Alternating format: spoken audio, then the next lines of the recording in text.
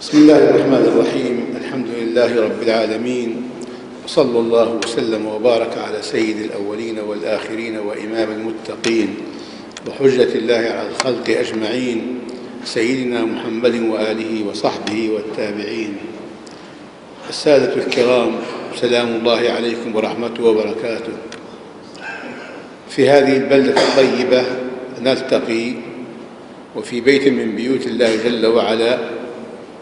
هذه البلدة التي اشتهرت بالعلم ونهل من العلم فيها كثير من الناس،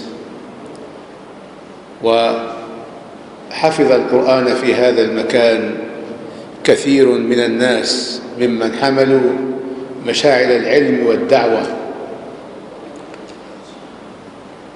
في هذا اللقاء نتكلم عن العبادة ومعانيها الواسعة التي لا تنحصر فيما عرف عند الناس من معاني العبادة. ولماذا خلق الإنسان؟ فالله جل وعلا يقول في كتابه الكريم: وما خلقت الإنس والجن إلا ليعبدون ما أريد منهم من رزق وما أريد أن يطعمون إن الله هو الرزاق ذو القوة المتين.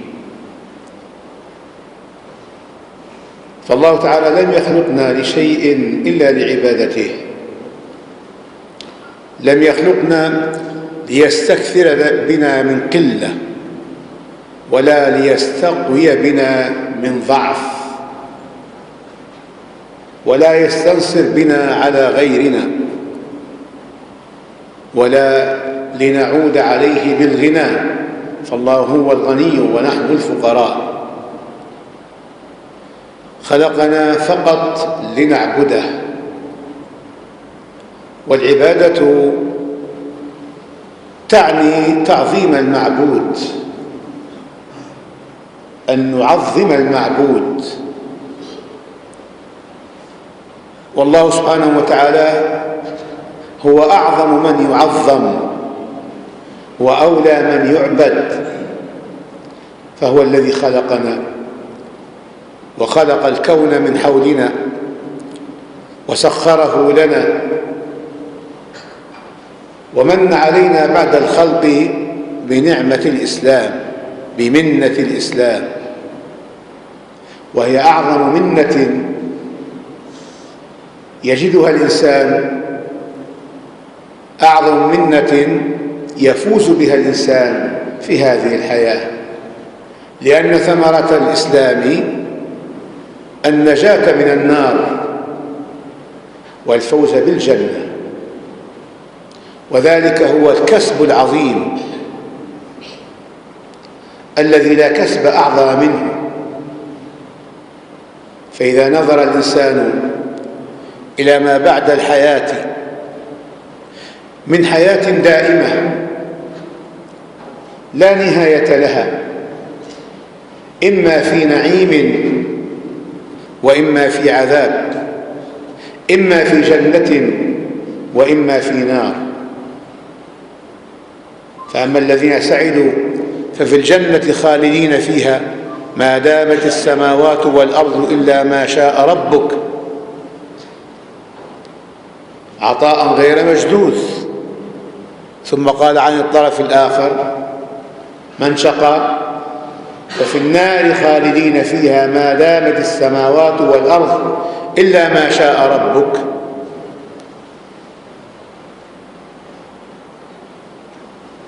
فالخلود دائم في كلتا الحالتين.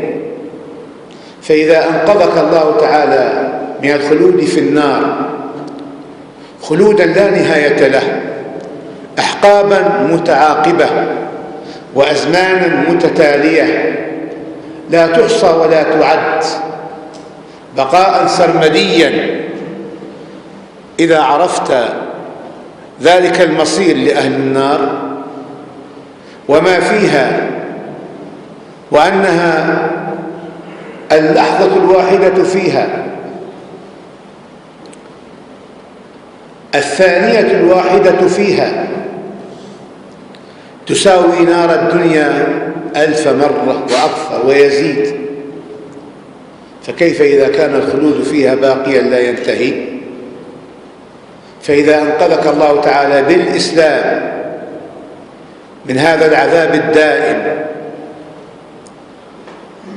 فاعلم أنك في نعمة لا يراها إلا من مست النار جلده ولو لحظة واحدة، ما بالك إذا كان يدخل فيها فيحرق ويذوب جلده فيبدل بجلد آخر، كلما نضجت جلودهم بدلناهم جلودا غيرها ليذوقوا العذاب. فإذا تألم من آلام النار وتأذى من أذاها وطلب الماء أحيل إلى ماء آخر، إلى عذاب آخر، إلى حميم آن يطوفون بينها وبين حميم آن. فأية نعمة المسلم فيها حينما أنقذه الله تعالى من ذلك الموقف الضنك والعذاب السرمدي فهداه للإسلام. ما عليه إلا أن يعمل وأن يعبد الله، وما خلقت الجن والإنس إلا ليعبدون. العبادة تعني تعظيم المعبود، والناس يحصلون العبادة في الصلاة والصيام والزكاة والحج، وهي كذلك، ولكن ليست هذه هي العبادة فقط، لكن العبادة أعظم من ذلك وأشمل من ذلك وأكبر من ذلك، فهي طاعة المعبود في كل ما يريد، طاعته في إقامة ما أمر به من الصلاة وما أمر به من الزكاة ومن الصيام ومن الحج، طاعته في إتيان المأمورات وترك المنهيات، طاعته في خاصة نفس الطائع فيما يعود عليه في خاصة نفسه، طاعته فيما يعود على الجماعة التي هو فيها، طاعته فيما يعود على الإسلام من حفظه ورفعته، طاعته فيما يعود على الملل الفاسدة والعقائد الباطلة من دحضها وإبطالها. فالطاعة أعم والعبادة أعم، أن تكون عبدا لله جل وعلا في حركاتك وسكناتك، في أقوالك وأفعالك، في مواقفك، أن تحقق العبودية في نفسك. فالعبد هو المسود لغيره، المأمور من غيره، والسيد هو الآمر المطلق الذي لا يرضى إلا أن يطاع أمره، لا يرضى إلا أن يطاع في كل شيء. فإن خالفت أمره في أبسط الأشياء وأقلها في نظرك فلست عبدا له، وليس هو بسيد لك.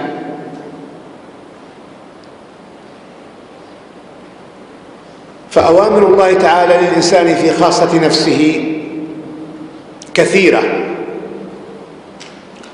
القصد منها إصلاح الإنسان وامتثال أوامر الله سبحانه وتعالى، وطاعته وعبادته فيما يعود على الجماعة على الأمة التي هو فيها هي أيضا من أوامر الله سبحانه وتعالى. وتعاونوا على البر والتقوى ولا تعاونوا على الإثم والعدوان. وخطاب الله تعالى لعباده بطاعته وعبادته والتزام أوامره والوقوف عند نواهيه، خطاب الله تعالى لعباده قد يوجه للفرد فيكون هو المقصود في ذاته، وقد يوجه للجماعة فتكون هي المقصودة، لأن الإسلام لا يريد أن يفصل بين الفرد والجماعة، ولا يريد أن يحصر العبادة في المسجد ويترك الحياة الأخرى العملية لشرائع الخلق وأوامر الناس، ولكن يريد أن يربط بين الأمرين ليكون الأمر كله له، الأمر كله له، سواء كان الخطاب في خاصة نفس العبد أو في الجماعة التي ينتمي إليها. وكثيرا ما يأتي القرآن حتى في خطاب الفرد يأتي بخطاب الجماعة: أقيموا الصلاة وآتوا الزكاة ولله على الناس حج البيت من استطاع إليه سبيلا. صوموا لرؤيته وأفطروا لرؤيته، كتب عليكم الصيام كما كتب على الذين من قبلكم، كتب عليكم القصاص في القتلى، النفس بالنفس والعين بالعين والأنف بالأنف إلى آخر الآيات. فالخطاب موجه للجماعة، لأن الإسلام لا يريد أن يكون إسلام المساجد فقط كمسيحية الكنائس فقط، لكن الإسلام يريد أن يكون شاملا للحياة كلها في نظامها الخاص بالأفراد ونظامها الخاص بالجماعة. ولذلك القرآن ينسب بعض الأشياء للجماعة مع أن أصلها للأفراد. فالله جل وعلا حينما يقول: ولا تؤتوا السفهاء أموالكم التي جعل الله لكم قيما وارزقوهم فيها واكسوهم وقولوا لهم قولا معروفا، يخاطب الجماعة أن تمنع السفهاء من التصرف في أموالهم الخاصة. فالأصل أن هذا المال لشخص بعينه، لكنه وصف بالسفه، فلما كان سفهه يؤثر على البنية الاجتماعية وعلى اقتصاد الأمة وعلى ماليتها، فالله تعالى نسب ماله إلى الجماعة وأمرها أن تمنعه من التصرف فيه وألا تدفعه إليه إلا بعد أن تأنس منه الرشد. ولا تؤتوا السفهاء أموالكم التي جعل الله لكم قيما، نسب الأموال إلينا مع أنها في الحقيقة لهذا السفيه، لكن لما كان نفع المال يعود على الأمة بأسرها، ولما كان هذا المال كما يسمى اليوم بالمصطلح الحديث بالناتج القومي، ما تنتجه البلاد من أموال يسمى الناتج القومي، وهو ملك للأفراد في إنتاجه وفي أصله. لكن لما كانت تقاس قوة الأمة الاقتصادية وغناها وفقرها بما ينتجه أفرادها، حتى يكون ما ينتج من الأفراد مجتمعا ينظر إليه ككتلة هكذا، إن كان كثيرا وصفت الأمة بأنها غنية وثرية، وإن كان قليلا وصفت بأنها دولة فقيرة. لأنه في نهاية الأمر هذا المال نفعه يعود على الجميع. فالله تعالى يخاطب الجماعة الإسلامية بهذا الأسلوب حتى في العبادات التي فهم الناس أو قصر فهمهم على أن جعلوها فقط للصلاة والصيام، نجد الإسلام ينسبها إلى الجماعة، بل يصورها في صورة جماعة. فهذه الصلاة جعلها في صورة الجماعة: يا أيها الذين آمنوا إذا نودي للصلاة من يوم الجمعة فاسعوا إلى ذكر الله. دعانا أن نجتمع وأن تكون لنا قيادة واحدة نجتمع عليها ليعلمنا كيف نأتلف وكيف نجتمع وكيف نختار قيادتنا ونتبع تعليماتها. فجعلنا فرض علينا أن نأتي للصلاة في الجماعة، دعانا إلى ذلك، وأن نجتمع على رجل واحد منا حتى نكون وحدة، نكون جماعة. حتى على قول أكثر أهل العلم بأن صلاة الجماعة سنة ليست بفرض، وأن الأذان الذي ينادى به للصلاة أصله سنة، لكن لما كانت هذه السنة عظيمة ومركزية في اجتماع الأمة، قرر العلماء أنه لا ينكر ولا يقاتل الناس إلا على ترك الفرائض إلا النداء، مع أنه سنة. قرر الفقهاء أنه لو أن بلدة اجتمعت على ترك الأذان لقوتلوا عليه، لأنه شعيرة الإسلام وعنوان الإسلام. فالنبي صلى الله عليه وسلم كان إذا بعث بعثا أوصاهم، وكان مما يوصيهم به ألا يبيتوا قوما، ألا يهاجموهم بالليل حتى يصبحوا، فإذا سمعوا الأذان توقفوا عن هجومهم، لأن هذا شعار الإسلام. معنى ذلك أن هذه من دار الإسلام فلا تدخلوها بالقوة. في الصيام أمرنا جماعة: صوموا لرؤيته وأفطروا لرؤيته. الخطاب للجماعة المسلمة.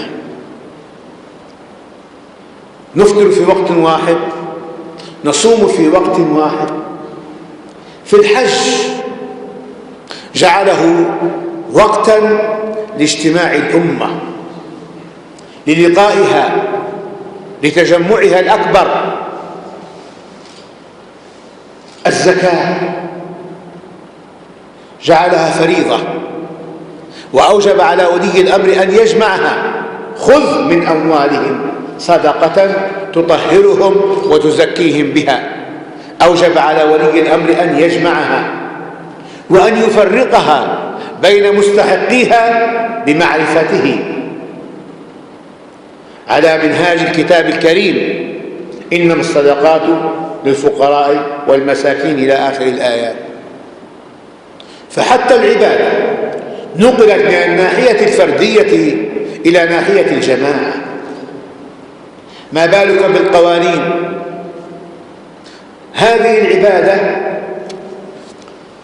قرر العلماء أن العمل فيها من الولايات العامة، من المصالح العامة، فكتبوا في الأحكام السلطانية والولايات الدينية، فجعلوا إمامة الصلاة من الولايات، من الوظائف التي يعين لها عن طريق ولي الأمر، لأن الأصل فيها أن تكون بإمامة إمام المسلمين.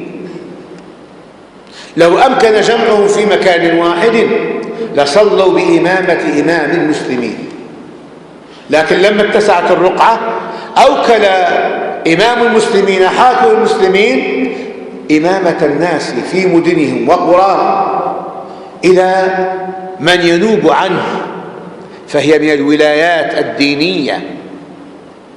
وكذلك ولاية الحج وولاية الزكاة، ناهيك عن الولايات الأخرى المصلحية كولاية القضاء وولاية الجهاد وإمارة الأقاليم والبلدان، فكتب فيها فقهاء المسلمين وأنها كلها ولايات تكون هذه الأمة مجتمعة دائما، الخطاب فيها دائما لجماعتها. فعبادة الله سبحانه وتعالى في هذه الحال أن نتبع هذا المنهاج وأن نطيع حكم الله تعالى، قانونه الذي أنزله إلينا، أن نحتكم إليه ولا نخالفه. فإذا اخترنا بديلا عنه وشرعنا شرائع على غير مراد الله سبحانه وتعالى فقد خرجنا عن دائرة الإسلام. ولذلك الله سبحانه وتعالى يقول عن بني إسرائيل، عن أهل الكتاب من النصارى اتخذوا أحبارهم ورهبانهم أربابا من دون الله، اتخذوهم أربابا، والرب هو من يربك من يسودك، الرب هو السيد. اذهب إلى ربك فاسأله ما بال النسوة اللاتي قطعن أيديهن. يطلق الرب على كل سيد. فالله سبحانه وتعالى سمى طاعة النصارى لأحبارهم ورهبانهم طاعة لأربابهم، سماهم أربابا، اتخذوا أحبارهم ورهبانهم أربابا من دون الله. النبي عليه الصلاة والسلام لما تكلم مع علي بن حاتم الطائي قال: إنا لنعبدهم. قال: أليسوا يحلون لكم الحرام فتستحلونه ويحرمون عليكم الحرام فتحرمونه؟ قال: بلى. قال: تلك عبادتهم، لأنها طاعة، فالعبادة في كل طاعة، فإذا أطعته إن حرم عليك الحرام، إن حرم عليك الحلال أو أحل لك الحرام فقد عبدته، لأن العبادة تعني الخضوع وعدم المعارضة وقبول قوله بدون نقاش. فالقرآن الكريم الإسلام جاءنا بأحكام طاعتها من العبادة، والخروج عليها من معصية الله جل وعلا والفسوق عن أمره. فلا نصوغ قانونا في ديار الإسلام إلا إذا كان يوافق الشرع، إما بنصه وإما بفحواه، ألا يخالف شرع الله جل وعلا، وإلا فكيف نوصف بالإسلام؟ لأن الإسلام معناه الخضوع والانقياد الظاهري، هكذا أن نستسلم للأمر وأن نخضع له وأن ننقاد له. فإذا لم نفعل ذلك خرجنا عليه ورددناه على صاحبه.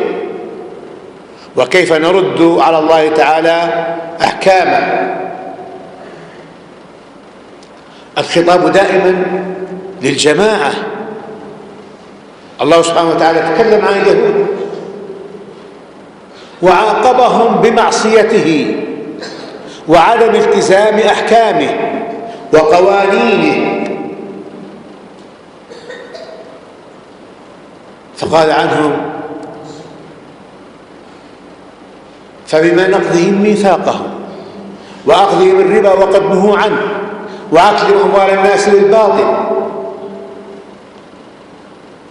هكذا عاقبهم بهذه الأشياء، لأن جماعتهم اتفقت على هذه الأشياء، على أكل الربا والله سبحانه وتعالى قد حرمه، وعلى أكل أموال الناس بالباطل ونقض المواثيق،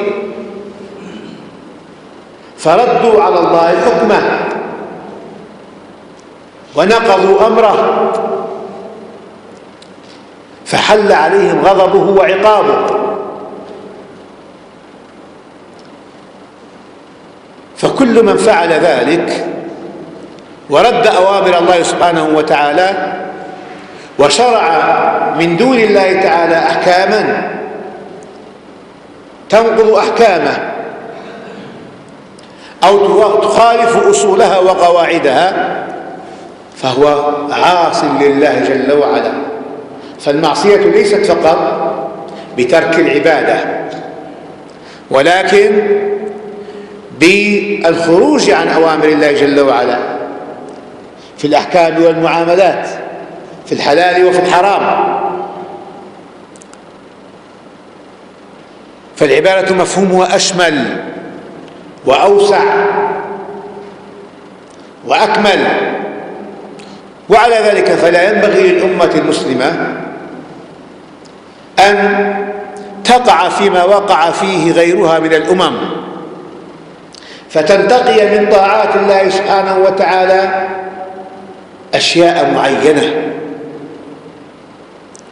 وتعصيه في أمور أخرى، فتكون كشأن أهل الكتاب يؤمنون لبعض ويكفرون لبعض، لأن المقصود ليس الإيمان والتصديق أو الجحود والتكذيب بالنطق بالقول، ولكن المقصود العمل. المقصود العمل. فإذا عملوا ما يخالف أحكام الله فمعنى ذلك أنهم كفروا بها، فهم ينتقون من الأحكام فيأتون أحكاما ويتركون أخرى، فالله تعالى لا يقبل منهم ذلك. إما أن تطيعه طاعة كاملة في كل أمر ونهي، سواء كان في العبادات أو في المعاملات، وإما أن تعد في المخالفين في العاصين إن تركت شيئا من أوامره أو وقعت في شيء من نواهيه. وعلى ذلك ففي بناء الدولة، بناء الأمة، ينبغي أن يركز في بلادنا نحن، وهي الآن تنشأ من جديد وتقام من جديد على أساس متين إن شاء الله جل وعلا، أن يكون للناس موقف واضح تمام الوضوح أنهم لا يقبلون حكما إلا لله جل وعلا، ولا يقبلون قانونا أو تشريعا يصدر من أي هيئة أو جهة إلا إذا كان موافقا لأحكام الله سبحانه وتعالى، ما عداه كله مردود، ما عدا ذلك كله مردود ومرفوض، حتى تستقيم هذه البلاد، لأن في طاعة الله سبحانه وتعالى رضوانه، وفي رضوانه البركة والخير والنماء والطمأنينة والراحة، وفي غضبه الحروب والزلازل والدمار والفساد. ومن طاعة الله سبحانه وتعالى أن نضع أيدينا في أيدي بعض في الأخذ على يد المفسدين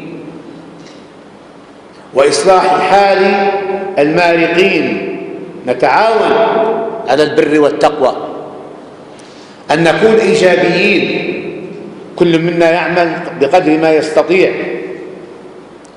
لا أن نكون هكذا متواكلين سلبيين.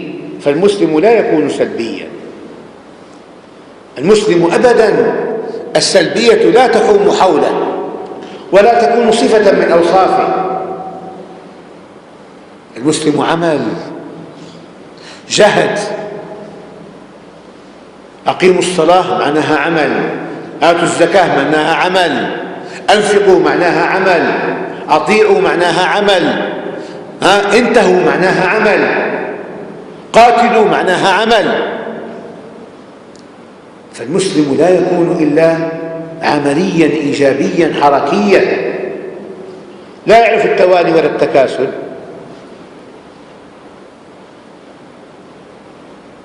فهذا من مقتضيات العبادة، أن نعمر الكون الذي خلقه الله لنا وسخر لكم ما في الأرض جميعا منه، ما في السماوات وما في الأرض، هذا الكون مسخر لنا، إما أن نحسن التعامل معه وتوظيفه في طاعة الله سبحانه وتعالى، وإما أن نسيء. المسلم لا يقبل الإساءة، لا يرضى إلا الإحسان في عمله كله، في عمله كله، إتقان الأعمال، إنجازها كما ينبغي، وهكذا. ففي هذه الإلمامة البسيطة أردنا أن نستثمر معنى العبادة في بناء أمتنا، وأن هذا واجبنا، وأن هذا من عبادة الله سبحانه وتعالى، وأن نأخذ على يد المفسدين، أن نحارب أوكار الفساد التي نشأت في بلادنا، أوكار الخمور ومصانع الخمور، أوكار الدعارة والمخدرات، أوكار الإجرام والسرقات. لا بد أن نأخذ على أيدي هؤلاء، لا نتوانى، نحن مأمورون بذلك كما جاء في الحديث: لا تأمرون بالمعروف ولا تنهون عن المنكر أو ليسلطن الله عليكم شراركم فيدعو خياركم فلا يستجاب لهم. وأول العبادات هو نقاء العقائد وصلاحها، ألا تعتقد نفعا أو ضرا في أحد من الخلق أيا كان، ولو كان ملكا أو نبيا مرسلا، أن الناس مثلك سواء، هم في أمس الحاجة إلى رحمة المولى جل وعلا. ليس في الناس من له خصوصية أو من له ميزة تدعونا أن نعتقد فيه اعتقادا زائدا أو أن نلتمس منه نفعا أو ضرا. ولا نجزم أن أحدا له الجنة إلا من جاء به خبر الصادق المصدوق، كالعشرة المبشرين بالجنة وعكاشة وأهل بدر وال70,000 الذين لا نعرفهم بأعيانهم، كما جاء في حديث مسلم أنهم يدخلون الجنة بدون حساب، لا يكتوون ولا يسترقون وعلى ربهم يتوكلون، 70,000 لكن لا نعرفهم بأعيانهم، أخفاهم الله تعالى فينا. ربما يكون من بينهم من هو بيننا الآن أو في ذاك المكان أو ذاك المكان، فالله تعالى أخفاهم عنا. أما أن نقع في جهالة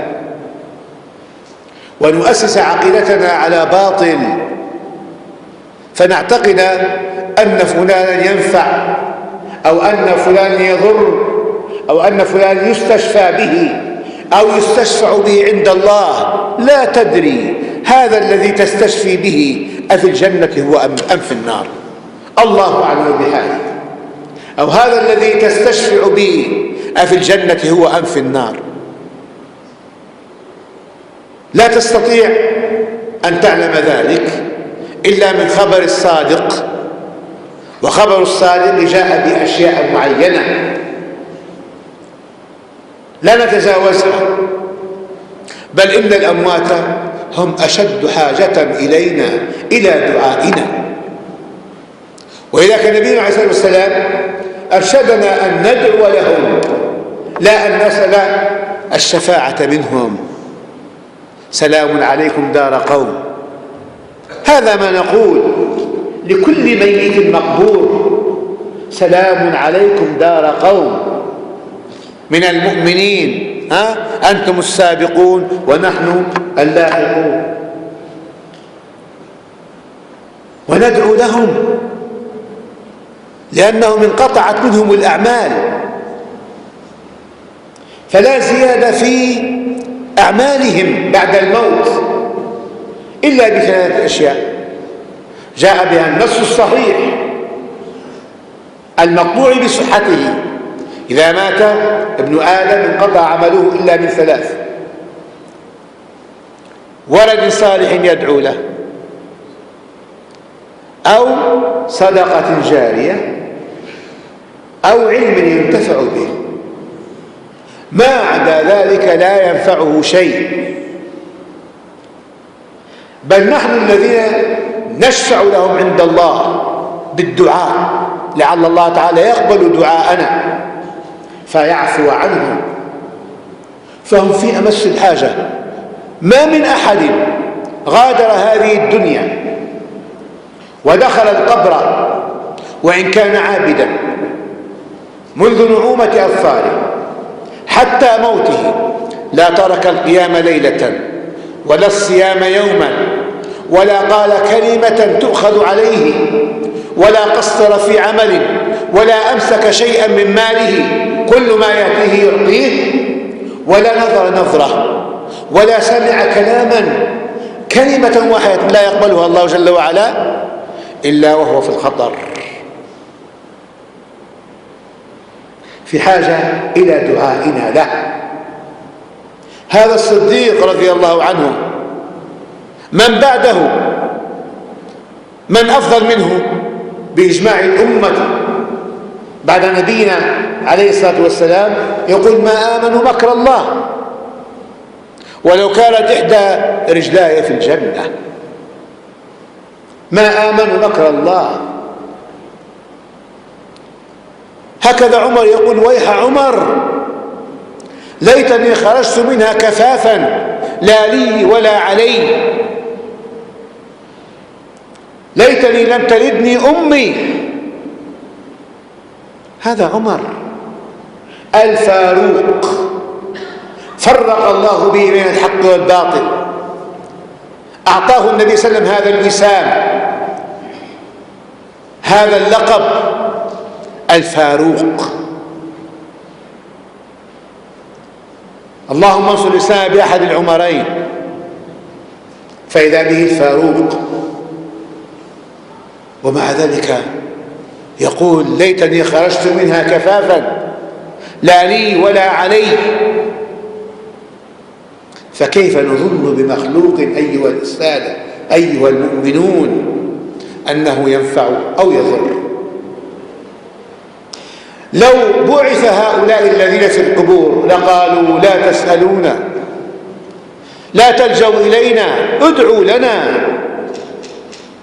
لا تعلمون ما نحن فيه. لأنه ما من أحد إلا هو يندم، ما من أحد إلا ويندم. حتى من عمل كما قلت لكم يقول: ليتني زدت، ليتني زدت، حينما يعاين فضل الله جل وعلا والدرجات التي فيها العاملون. وإن كان عليه شيء يعاني آثاره في نار جهنم يندم أشد الندم: ليتني ما قلت تلك الكلمة، أو نظرت تلك النظرة، أو مددت يدي إلى ذلك الدرهم، أو سعيت برجلي في تلك القضية. فالأموات هم أحوج الخلق إلينا، لأننا أعمالا، ولأننا أمرنا أن ندعو إليهم. والذين جاءوا من بعدهم يقولون ربنا اغفر لنا ولإخواننا الذين سبقونا بالإيمان. لا أن يقول للذين سبقوا بالإيمان اغفروا لي، ادعوا ربكم لي، لا، قال لنا اغفر لإخواننا الذين سبقونا بالإيمان ولا تجعل في قلوبنا غلا للذين آمنوا ربنا إنك رؤوف رحيم. وهذا أساس كل شيء. فإذا صلحت عقائدنا صلحت أعمالنا، وإذا فسدت عقائدنا بطلت أعمالنا، لأننا حينئذ بنينا على غير أساس. فقاعدة الأعمال هو الإيمان. ولذلك القرآن الكريم بقي في مكة 13 سنة، 13 سنة، وهو فقط يخلخل عقائد الشرك ويزحزحها حتى تتخلخل وتنخلع شيئا فشيئا، فتنقى القلوب من تلك الشوائب كما تنقى التربة من الشوائب، فتصبح حينئذ صالحة لغرس الإيمان فيها، كما نغرس في التربة بعد تنقيتها من الشوائب، فيصير النبت نقيا نظيفا هكذا. فغرس فيها الإيمان ولم يخاطبها بالأعمال، بالأحكام والقوانين، بالحلال والحرام، حتى أسس فيها الإيمان. فحينئذ تسمع وتطيع وتتقبل الأمر من الله جل وعلا إن حرم أو أباح. فلما جاء للمدينة وتمهد الإيمان بدأ في الأحكام. عائشة رضي الله عنها تقول: لو قال لهم من أول الأمر هكذا لا تشربوا الخمر لقالوا لا نتركها أبدا، لو قال لا تزنوا لقالوا لا نترك الزنا أبدا. لماذا؟ لأن القلوب ليست صالحة لهذا الزرع، لهذا الغرس، لا زالت الشوائب فيها حتى تنقى من الشوائب فتكون صافية بالإيمان، نقية بالإيمان. فإذا صفت بالإيمان حينئذ تقول: نتقبل أمرك يا الله، نسمع ونطيع. تنبيهات أريد أن أنبهكم من باب النصح، وواجب المسلم النصح. إنما الدين النصيحة، الدين النصيحة. قالوا: لمن يا رسول الله؟ قال: لله ولكتابه ولرسوله ولأئمة المسلمين وعامتهم. تعرفون الأئمة وحرصهم على السنة، ومن أحرصهم الإمام مالك إمام دار الهجرة الذي قدر الله تعالى أن يكون مذهبه في هذه البلاد. فكان إذا سمع المؤذن يثوب. كان المؤذن في مسجد النبي صلى الله عليه وسلم بعد آذان الفجر يخرج على المئذنة ويثوب الصلاة. فكان ينهاه أشد النهي ويأمره ألا يقول، ويبين له أن هذا بدعة. فتحايل المؤذن على الإمام وصار يصعد ويطرق الأبواب، يخبط، بدأ الكلام يخبط. فنهاه أشد النهي وكان لا يريد أن يحدث حدث في مسجد النبي عليه الصلاة والسلام.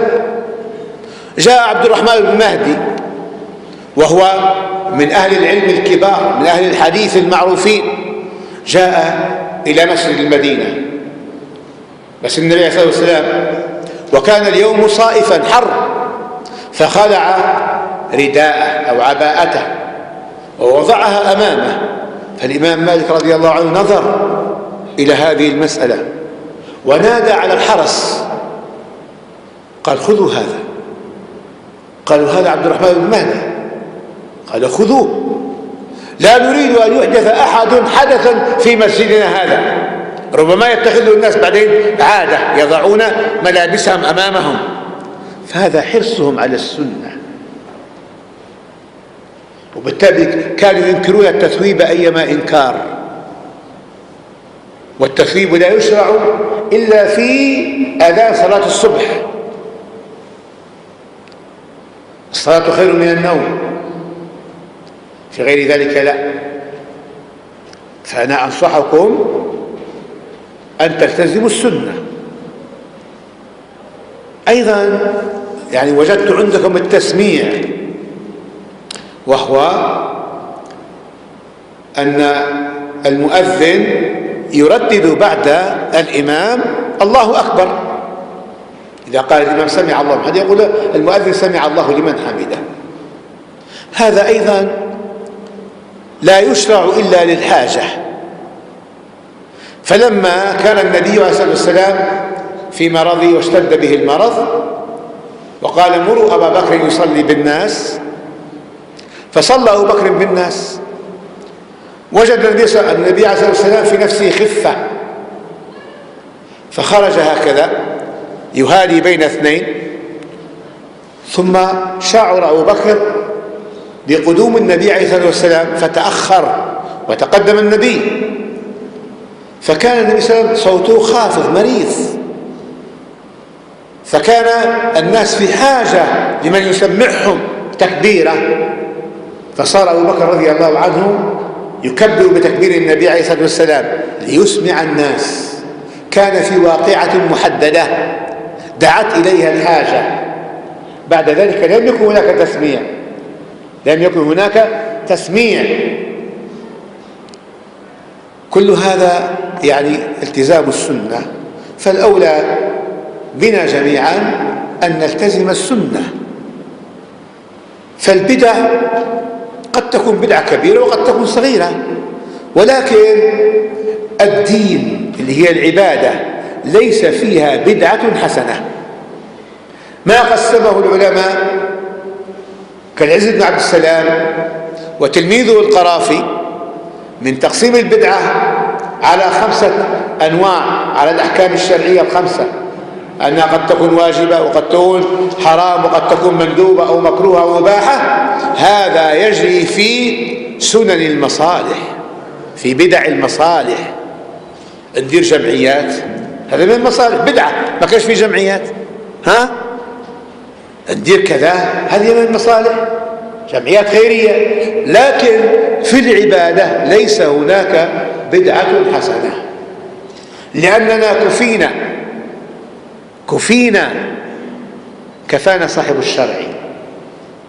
فما من خير في العبادة إلا أوضحه لنا وبينه. وعلى ذلك فالتزام السنن هو المطلوب منا جميعا.